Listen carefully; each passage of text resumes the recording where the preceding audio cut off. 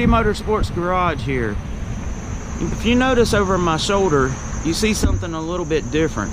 It's a 1971 El Camino with a 509 cubic inch big block Chevy. So here's the story. I'm at the store getting gas in my truck, Casper, and a gentleman approaches me and asks me if I know anyone that's good who works on carburetors. And I said, well, I don't know about the good part. I said, but I've been doing it pretty much all of my life. And so he begins to tell me the story about how he's put this engine in his car and no one's been able to help him. The carburetor is running pig rich and it pretty much isn't running up to his expectations. So today we're going to attempt to fix that.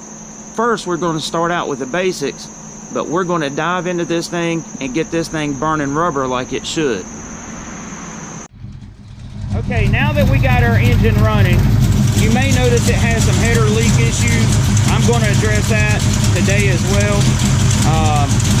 But in checking the ignition timing, the very first thing that I noticed is when I have my timing light out, I don't know if you can see it or not, but this engine only has about 10 degrees initial timing. That is entirely too low for an engine of this caliber. And looking up the specs on this engine, it probably should be somewhere around 16 to 18 degrees before top dead center and around 36 at full advance. So let's do a check and go from there. Unity Motorsports Garage tech tip. As you can see, this engine is equipped with an MSD Pro Billet distributor. Good thing, right? Absolutely. But there is a problem, okay? When I began to check the total amount of ignition timing in this engine, I noticed a common trait. It has the slowest ignition curve possible that can be had inside that distributor. Now, what will that do? It will cause your engine to run hotter and your performance will suffer greatly from it. So just be mindful, if you purchase an MSD Pro Billet distributor, you will have to recurve it to suit your engine, transmission, rear end combination. Okay, so we just got the timing set on our big block Chevy. So you notice that I hooked up a vacuum gauge right here to the main vacuum source that runs into the back of the carburetor. These HP carburetors, they don't have the normal amount of vacuum ports coming out of the base plate that a regular Holley has, and that's because this is really a race-oriented carburetor. But, okay, so I've got my vacuum gauge. That's so that we can set the idle mixture screws right there.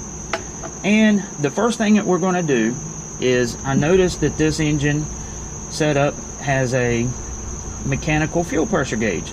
So while the engine is running, I'm going to check to make sure that we have the proper amount of fuel pressure, which you don't want in a typical Holley. You don't want more than 6.5 psi. You know, some people try to go higher than that, but you end up flooding the carburetor out, because if you go and you have say a pump that doesn't have a regulator and it's putting out 8-9 psi, fuel will push through the needle and seat and come out into the venturi and flood the engine. So the first thing you really need to do when you're tuning a carburetor is make sure that the timing is correct. Next, we're going to make sure that our fuel pressure is right on, and then we're going to check our float levels, because all of these things are basic carb setup.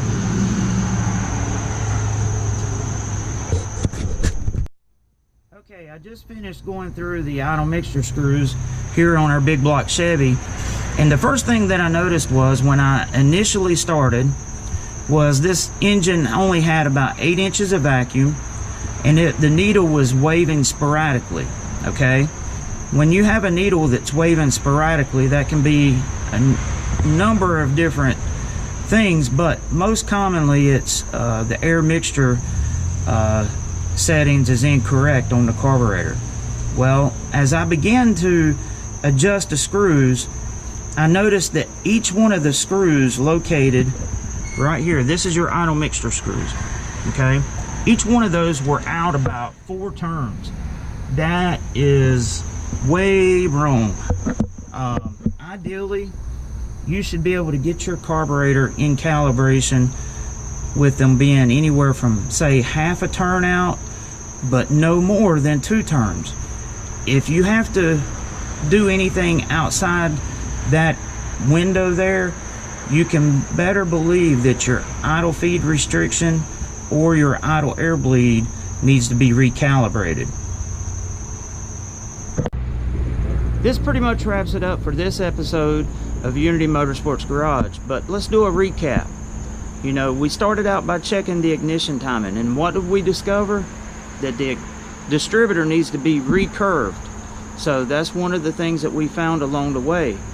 We also checked our fuel pressure, checked our float levels and adjusted them accordingly, and we adjusted the air mixture screws. So next time, in the next video, we're going to do a little bit of on-the-road tuning, find out if it's running rich or lean at part throttle, and go from there. But please like, subscribe to this channel, and if there's anything that you guys and gals would love to see, please leave it in the comments, because I really look forward to seeing what you guys think. Thanks a lot. See you next time.